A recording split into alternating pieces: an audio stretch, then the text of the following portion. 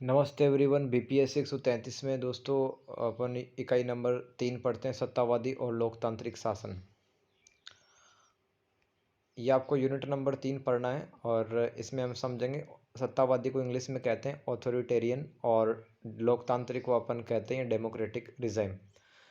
तो परिचय में देख लेते हैं। राजनीतिक पद्धतियों के वर्गीकरण का प्रारंभ यूनानी दार्शनिक अरस्तु ने 158 देशों का संविधान पढ़कर 4वीं सदी ईसा पूर्व में किया था। उन्होंने बहुत सारे देशों का संविधान पढ़ा और कुछ उन्होंने पद्धतियाँ बताई या फिर वर्गीकरण उन्होंने किया। उत्पीड़क तंत्र उन्होंने बताया कि शासन का ऐसा प्रकार जिसमें कोई व्यक्ति या समूह किसी देश पर शासन करने तो जनता का निर्ममतापूर्वक दमन करते हैं, वो उत्पीड़क तंत्र कहलाता है। फिर उन्होंने एक गुट तंत्र यानी कि ओलिगार्की भी बताई कि ऐसे शासन में एक समूह द्वारा देश पर शासन किया जाता है। लोकतंत्र बताया कि ऐसा शासन जिसमें सरकार के सदस्यों को जनता चुन करके भेजती है। 20वीं सदी में राजनीतिक पद्धतियों को मुख्यतः दो भागों में बांटा गया, एक तो सत्तावादी या फिर अधिनायकवादी बोल सकते हैं और लोकतांत्रिक। ठीक है, तो अरस्तु ने तो ये बहुत सारे प्रकारों में शासन को बांटा था, लेकिन 20वीं सदी में विद्वानों ने मुख्यतः दो भागों में राजनीतिक पद्धतियों को बांटा था। राजनीतिक पद्धतियाँ क्या होती है? शासन का एक प्रकार होती है जिसकी सहायता से देश पर शासन किया जाता है। तो सरकार राजनीति व्यवस्था और राजनीतिक पद्धति का मतलब समझ लेते हैं। सरकार किसे कहते हैं? सरकार कुछ निश्चित व्यक्तियों का समूह होती है जो राज्य में निश्चित काल के लिए निश्चित पद्धति द्वारा शासन करती है। सरकार के 3 अंग होते हैं, आप जानते हैं। विधायिका जो कानून बनाने का काम करते हैं, कार्यपालिका जो कानून को लागू करते हैं, न्यायपालिका जो न्याय प्रदान देने का काम करते हैं। विधायक का काम कानून बनाना, कार्यपालिका इन कानूनों को राज्य में लागू करना तथा न्यायपालिका कानूनों की व्याख्या करती है। एक राजनीतिक व्यवस्था में विभिन्न प्रकार के राजनीतिक संस्थान जैसे सरकार, राजनीतिक पार्टियां, राज्य के महत्वपूर्ण संस्थान जो राज्य के विभिन्न उद्देश्यों को पूरा करते हैं। इन संस्थानों के अलग अलग भूमिकाएं व मानदंड होते हैं। राजनीतिक विज्ञान में पद्धति का अर्थ क्या होता है? नियमों के उन समुच्चय को अपन सेट कहते हैं, मानकों से है जिससे एक देश में राजनीति चलती है। तो ये होगा राजनीतिक पद्धति का मतलब। अब राजनीतिक पद्धतियों का वर्गीकरण करते समय हमें निम्न बातों का ध्यान रखना चाहिए, जैसे कि क्या राजनीतिक भागीदारी की प्रक्रिया में विशिष्ट वर्ग या अभिजाते वर्ग ही होते हैं, फिर आम जनता? यानी कि दोस्तों, जैसे कि अब लोकसभा के चुनाव आने वाले हैं भारत में, ठीक है, तो मतदान कौन करेगा? सभी करेंगे ना, चाहे वो गरीब हो या अमीर हो, राइट। तो कुछ देशों में पहले ऐसी व्यवस्था थी कि अमीर लोग ही सिर्फ मतदान में भागीदारी किया करते थे। और फिर हमें दूसरी बात ये ध्यान रखनी चाहिए, राजनीतिक आदेशों का पालन बल प्रयोग या आम सहमति या फिर सौदेबाजी या समझौते से होता है क्या? फिर राजनीतिक पद्धति में शक्ति का केंद्रीकरण या विकेंद्रीकरण। केंद्रीकरण मतलब शक्ति है एक जगह पर इकट्ठा है या फिर बिखरी हुई है। व्यक्ति एवं राज्य के बीच किस प्रकार के संबंध होते हैं तथा व्यक्ति को अधिकार कैसे दिए जाते हैं, ये भी अपने को ध्यान रखना है। राज्य की अर्थव्यवस्था पर राज्य का नियंत्रण है अथवा मुक्त बाजार की संकल्पना पर आधारित बाजार है। राजनीतिक पद्धति का स्थायित्व क्या है? ठीक है, क्या इस पद्धति में जनता की मांगों व चुनौतियों से सामना करने में सक्षमता है?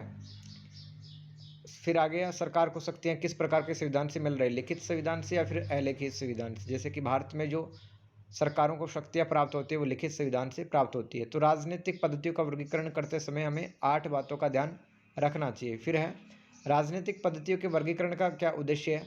सरकार एवं राजनीति को समझा जा सकता है इससे। शासन में कुशलता लाने हेतु, यानी कि कौन सी शासन प्रणाली अच्छी है, देश पर शासन किस तरह से अच्छा किया जा सकता है, दुनिया के किस राज्य को किस प्रकार की राजनीतिक पद्धति अपनानी चाहिए, लोकतांत्रिक पद्धतियों का विकास कैसे हुआ है। लोकतंत्र को डेमोक्रेटिया कहते हैं, ये ग्रीक भाषा का शब्द है। डेमोक्रेटिया मतलब डेमोस प्लस क्रेटिया। डेमोस का मतलब जनता होता है, क्रेटिया का मतलब शासन। तो लोकतंत्र का अर्थ हो गया दोस्तों जनता का शासन। डेमोक्रेटिया शब्द सबसे पहले बार प्रयोग ग्रीस के नगर राज्यों के लिए किया जाता था 5वीं सदी ईसा पूर्व है। तो ग्रीस यूरोप का एक देश रहा है, ठीक है, आज भी है। वहाँ पर नगर राज्य हुआ करते थे जहाँ पर दोस्तों 2-2 या 5-5 हज़ार जनसंख्या रहा करती थी, वो नगर राज्य कहलाते थे। तो प्राचीन ग्रीस में डेमोस में अयोग्य व्यक्तियों को शामिल नहीं किया जाता था, इसमें वयस्क जनसंख्या का कुछ भाग शामिल होता था। तो प्राचीन ग्रीस में जो मतदान होते थे, शासन प्रणाली को जो लोग चलाएंगे, ठीक है, उनको चुनने की बात आती थी, तो सिर्फ कुछ अमीर लोग ही वहाँ पर वोट डालने के लिए मतलब उनको कहा जाता था।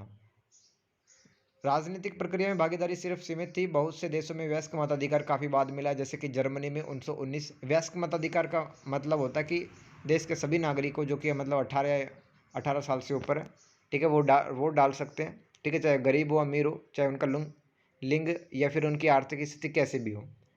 ब्रिटेन में 1929, अमेरिका में 1920, फ्रांस में 1946, भारत में 1950 में वयस्क मताधिकार या सार्वभौमिक मताधिकार ये दिया गया। 20वीं सदी में लोकतंत्र के सिद्धांतों व व्यवहारों में परिवर्तन हुआ। अब नगर राज्य विशाल होते जा रहे थे। उत्तर उपनिवेशी राज्यों ने अनुभव के आधार पर लोकतंत्र अपनाया। पश्चिम के देशों की तर्ज पर विकासशील देशों में चुनावी एवं नागरिक अधिकार संवैधानिक संस्थाओं की स्थापना की गई। पूर्व के तथा पश्चिम के देशों में लोकतंत्र की अपनी विशेषता पाई जाती है। तो दोस्तों, जो गुलाम रहे थे देश, जो अभी आज़ाद हुए थे, ठीक है, तो उन देशों में भी लोकतंत्र को अपनाया गया और पश्चिम के देशों के नियमों को फॉलो किया गया। कहने का मतलब ये है। विकसित राज्यों में लोकतांत्रिक प्रणाली पढ़ लेते हैं। विकसित राज्यों में वो लोकतांत्रिक प्रणाली को रॉबर्ट डैहल ने अपनी किताब पॉलीआर्की, पार्टिसिपेशन एंड अपोजिशन में लिखा है।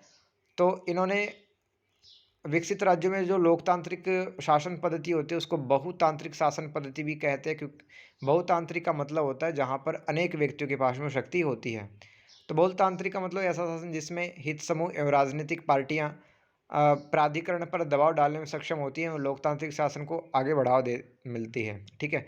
तो कहने का मतलब बहुतांत्रिक शासन जिस भी देश में उपस्थित होता है वहाँ पर दबाव समूह भी होते हैं, हित समूह भी होते हैं, उनके पास में थोड़ी शक्ति होती है, वो सरकार पर दबाव बनाने में सक्षम होते हैं। तो अमेरिका और भारत में दोस्तों बहुलतांत्रिक शासन ही है, ठीक है। यह विकसित देशों के लोकतंत्र की एक विशेषता है। बहुलतांत्रिक शासन को उदार लोकतंत्र भी कहा जाता है। विकसित देशों में उदार लोकतंत्र पाया जाता है, जैसे कि उत्तरी अमेरिका, पश्चिमी यूरोप और ऑस्ट्रेलिया। वेरी इंपॉर्टेंट पढ़ लेते हैं उदार लोकतंत्र की विशेषता। यहाँ से सवाल आते हैं अपने। इसमें सार्वभौमिक वयस्क मताधिकार पाया जाता है। सार्वजनिक पदों पर चुने जाने वाले व्यक्तियों को प्रतियोगिता में समान अवसर प्राप्त होते हैं। राजनीतिक दलों व उनके नेताओं को जन समर्थन प्राप्त करने के लिए पर्याप्त सुविधा मिलती है। सरकार का निर्माण निष्पक्ष और स्वतंत्र चुनाव के माध्यम से होता है। यहाँ दबाव समूह सरकार पर सफलतापूर्वक दबाव डाल पाते हैं। विपक्षी पार्टी किसी मुद्दे पर वाद विवाद करके सरकार की मनमानी पर अंकुश लगाती है। सूचना अधिकार व नागरिक अधिकारों के माध्यम से राजनीतिक तंत्र को कुशल बनाया जाता है। समाज की अनेक विचारधाराओं का सम्मान होता है। राजनीतिक मतभेदों को स्वस्थ लोकतंत्र के लिए जरूरी माना जाता है। तो दोस्तों, सत्ता पक्ष भी मजबूत होनी जरूरी है और विपक्षी पार्टियां भी मजबूत होनी जरूरी है, तब जाकर के समाज के लिए अच्छे नियम और कानून बन सकते हैं। इसमें अनेक प्रकार के संगठन पाए जाते हैं जो कार्य करने में स्वतंत्र होते हैं। उदार लोकतंत्र में मुक्त बाजार की अवधारणा को प्रेरित किया जाता है, यानी कि बाजार में राज्य का हस्तक्षेप कम से कम होता है, जैसे कि अमेरिका। राज्य का बाजार की गतिविधियों पर न्यूनतम हस्तक्षेप होता है।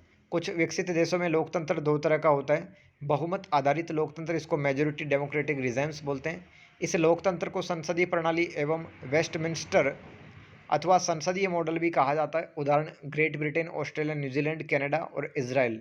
बहुमत आधारित लोकतंत्र की क्या विशेषताएं होती है देख लेते हैं। बहुमत पार्टी प्राप्त पार्टी की सरकार होती है। कार्यपालिका और विधायिका में शक्ति पृथक्करण का अभाव पाया जाता है। विधायिका की सर्वोच्चता यानी कि संसद की सर्वोच्चता पाई जाती है। यहाँ पे first past the post system से चुनाव होते हैं। एकात्मक सरकार पाई जाती है, यानी कि केवल केंद्र सरकार के पास में ही सारी ताकतें होती हैं बहुमत आधारित लोकतंत्र में। तो विकसित क्या पढ़ रहे हैं अपन, बड़ी हेडिंग क्या थी, विकसित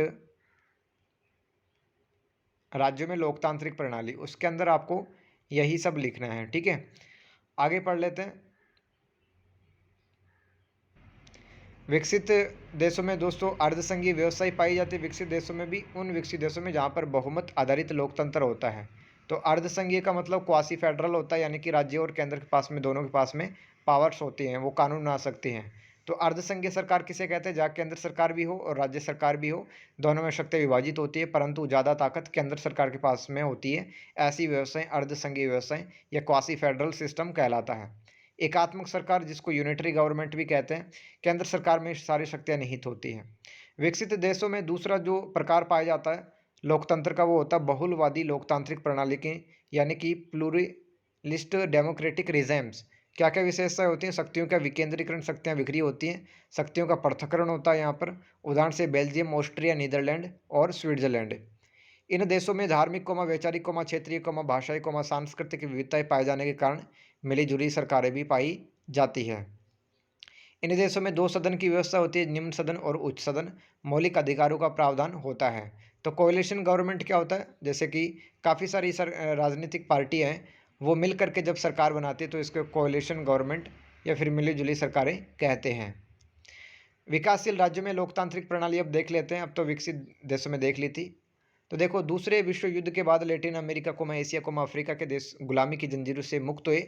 औपनिवेशिक शक्तियों के विरुद्ध राष्ट्रीय आंदोलन के फलस्वरूप नवोदित राज्यों में, यानी कि जो नए आज़ाद हुए थे देश, वहाँ पर उम्मीद की गई थी कि वहाँ पर शांतिपूर्ण ढंग से लोकतांत्रिक व्यवस्था स्थापित हो जाएगी, लेकिन दोस्तों वहाँ पर तानाशाह स्थापित हो गया और लोगों को आर्थिक समृद्धि, विकास, स्वतंत्रता व लोगों को अधिकार मिलेंगे, लेकिन ऐसा नहीं हुआ। वहाँ पर दोस्तों बहुत सारी समस्याएं थी, साक्षरता का अभाव, पढ़े लिखे लोग नहीं थे, गरीबी थी, कुपोषण थी, विस्थापन की समस्याएं थी, औद्योगिक विकास नहीं था, लोकतांत्रिक अनुभव नहीं होना।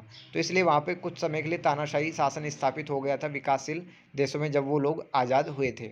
तो एशिया, अफ्रीका के देशों में लोकतंत्र को अपनाया गया, लेकिन इन देशों में अधिनायकवाद यानी कि तानाशाह अथवा सत्तावाद उभर कर सामने आया, जिससे वहाँ के आम लोगों की इच्छाएं या आकांक्षाएं पूरी नहीं हो पाई। पाकिस्तान जैसे देशों में लोकतंत्र तो अपनाया गया, लेकिन वहाँ पर अधिनायकवाद की प्रवृत्ति आज भी देखी जाती है। यहाँ की इसका मतलब कि पाकिस्तान के अंदर दोस्तों लोकतंत्र कहने का है, सिर्फ दिखावा है। वहाँ पर सेना की अत्यधिक चलता है, सेना की ही नियम चलते हैं वहाँ पे। आज़ादी के समय भारत में लोकतंत्र को सफलतापूर्वक अपनाया गया एवं संवैधानिक प्रक्रियाओं के माध्यम से लोगों पर शासन किया गया। विकासशील देशों में अनेक भाषा, धर्मों, जनजातीय समूह के लोग रहते हैं, इसलिए यहाँ की सरकारों की प्रत्येक समूह की आकांक्षाओं को पूरा करना जिम्मेदारी होती है। समय के साथ कुछ विकासशील देशों में अधिनायकवादी सैनिक प्रणाली स्थापित हो गई है, क्योंकि इन देशों में निर्जातीय संघर्ष चलते रहते हैं। तो देखो, जहाँ विकासशील देशों की बात है तो वहाँ पर अलग अलग धर्म के लोग, जाति के लोग, भाषा को बोलने वाले लोग रहते हैं, वहाँ पर संघर्ष चलता रहता है धर्मों के बीच में, जातियों के बीच में, इसलिए वहाँ पर तानाशाही शासन स्थापित होना थोड़ा आसान रहता है। एग्जाम्पल दे रखा है मैंने। लैटिन अमेरिका के राज्यों में जब लोकतंत्र को स्थापित करने का प्रयास किया गया तो वहाँ पर अधिनायकवाद सैनिक प्रणाली स्थापित हो गई। विकासशील देशों में लोकतांत्रिक सरकारें विकसित देशों पर पूंजी हेतु, तकनीक, संसाधित माल हेतु निर्भर रहती है। यानी कि दोस्तों जो विकासशील देश हैं वो मतलब पैसा भी उधार लेते हैं विकसित देशों से, और बना बनाए माल भी लेते हैं, और टेक्नोलॉजी भी लेते हैं, मशीन भी लेते हैं। दक्षिण पूर्वी एशियाई देशों ने परिधीय देशों की श्रेणी में भी होकर उच्च आर्थिक वृद्धि हासिल की है, जैसे कि ताइवान, हांगकांग, मलेशिया, दक्षिण कोरिया, इंडोनेशिया। ये कैसे देश हैं? ये दोस्तों परिधीय देश है, यानी कि विकासशील देश है, लेकिन फिर भी यहाँ पर देख सकते हैं आज के टाइम पर आर्थिक समृद्धि काफ़ी उच्च स्तर पे पाई जाती है। ठीक है, क्योंकि यहाँ पे टूरिज्म भी काफ़ी ज़्यादा है और जो विदेशी निवेश है काफ़ी ज़्यादा यहाँ पर आता है। तो दक्षिण पूर्वी एशियाई देशों में सरकारों को मजबूत जन समर्थन प्राप्त होता है, इसलिए यहाँ की सरकारें सार्वजनिक निर्णय को नियंत्रित करती है तथा राष्ट्रीय विकास को तेजी से आगे बढ़ाती हैं। यहाँ की सरकारों में कुछ अधिनायकवादी प्रवृत्ति भी पाई जाती है, यानी कि सरकार है वो मतलब निर्ममतापूर्वक कभी कभार दमन भी करती है जनता का। चीन और उत्तरी कोरिया के यहाँ लोकतंत्र को वास्तविक लोकतंत्र नहीं कहा जा सकता है, क्योंकि यहाँ राज्य का बाजार पर अत्यधिक नियंत्रण, राजनीतिक भागीदारी व नागरिक अधिकारों स्वतंत्रता का अभाव पाया जाता है चीन और उत्तरी कोरिया में। हटिंगटन ने अपनी किताब क्लैश ऑफ सिविलाइजेशन में कहा है कि उत्तरी अफ्रीका, मध्य एशिया, दक्षिण पूर्व एशिया में इस्लाम धर्म का अत्यधिक प्रभाव पाया जाता है, यानी कि वो लोग शासन में भी इस्लाम धर्म के कानूनों को फॉलो करते हैं। जैसे कि एग्जाम्पल में ईरान, सूडान, पाकिस्तान, बांग्लादेश और इस्लामिक देशों में सरकारें निजी व सार्वजनिक क्षेत्रों में धार्मिक नियमों को लागू करती है, जैसे कि शरीयत के लोग वहाँ पर चलते हैं। इन देशों में माना जाता है कि राज्य की शक्ति आध्यात्मिक ज्ञान से प्राप्त होती है। इस्लामिक देशों में शरीयत कानून के हिसाब से सरकारें चलती है। पाकिस्तान और मलेशिया में निर्देशित शासन पाया जाता है। निर्देशित शासन का मतलब होता है धर्म आधारित शासन।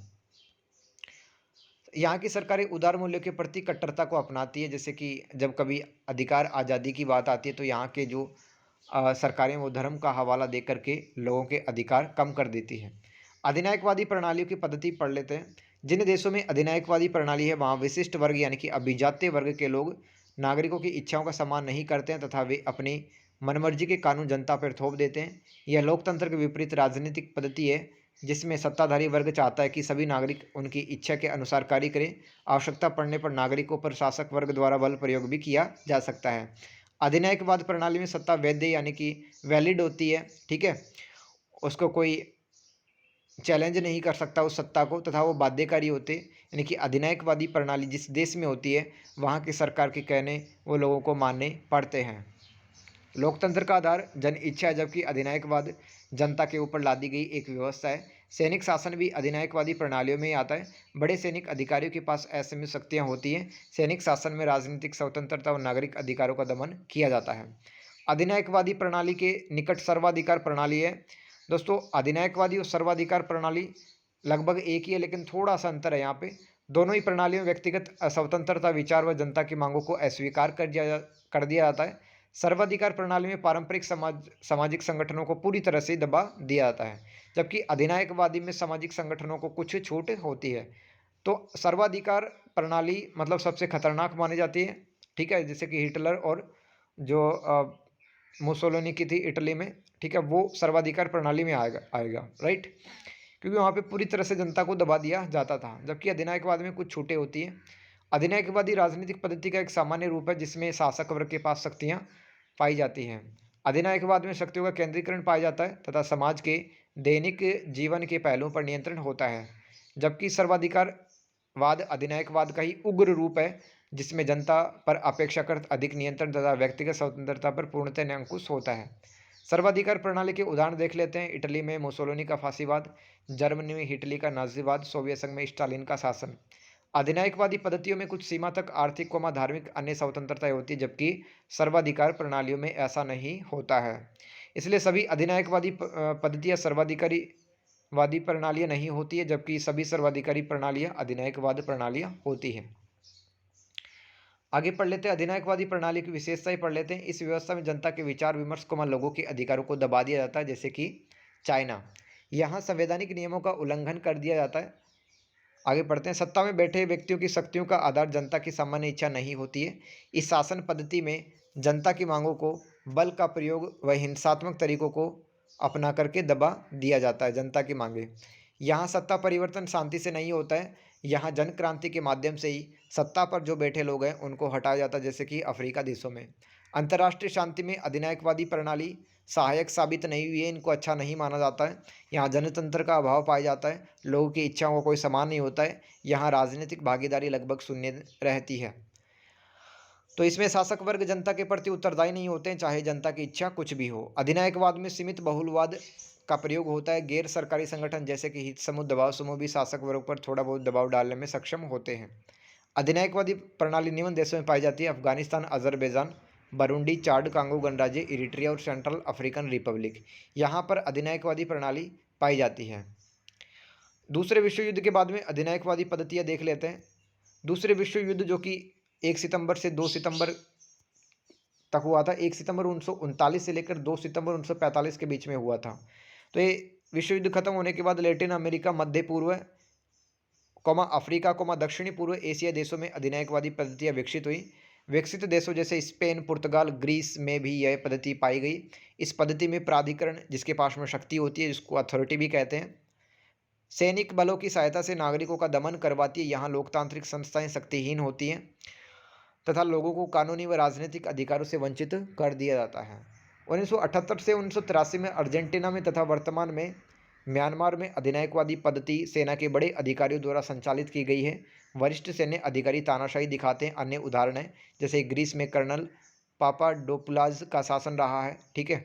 चिली में जनरल पिनोचेट का रहा है। नाइजीरिया में जनरल अबाचा। पाकिस्तान में जनरल परवेज़ मुशर्रफ, यानी कि जनरल परवेज़ मुशर्रफ एक सैनिक अधिकारी थे और उन्होंने सत्ता हासिल कर ली थी। घाना, ये अफ्रीका का देश है। घाना में लेफ्टिनेंट जेरी सिलिंग का रहा है शासन, अधिनायकवादी शासन में ही आएगा ये सब। लाइबेरिया में सार्जेंट का, ठीक है, सार्जेंट डी पूरा नाम। कई बार असैनिक व्यक्ति भी सेना की सहायता से जनता पर तानाशाही करते हैं। तो ये जो नाम लिखे हैं मैंने, जैसे कि पापडोपुलाज, पिनोचेट, जनरल अबाचा, ये सब सारे सैनिक अधिकारी थे। लेकिन दोस्तों कई बार गैर सैनिक अधिकारी भी देश पर सेना की सहायता से शासन करता है, जैसे कि जेयर में मोबुटू का शासन 1965 में रहा है। मिस्र में अनवर सादात का शासन, ठीक है। तो ये सैनिक अधिकारी नहीं थे, लेकिन फिर भी सेना की सहायता से इन्होंने देश पर शासन किया है। जेयर दोस्तों कांगो नाम का एक देश है, कांगो लोकतांत्रिक गणराज्य अफ्रीका का देश है, उसका पुराना नाम। तो जायरे लिखा हो, जैसे कि जायरे देश पर कभी बेल्जियम का शासन रहा है, 1960 में आज़ाद हो गया था, और नया नेम इसका है लोकतांत्रिक कांगो गणराज्य, ठीक है। तो इस तरह से दोस्तों आपका ये जो चैप्टर नंबर 3 है ये कंप्लीट होता है। इसके नोट्स बनाएं, बार बार से देखें, याद करें, ठीक है, और इसके नोट्स लिखिए, ठीक है। और अगर आपको अच्छा लगता है तो इसको शेयर भी कीजिए और लाइक वगैरह भी करा करें। तो बीपीएससी 133 में चैप्टर नंबर 4 में मिलते हैं अपन, तब तक के लिए गुड बाय।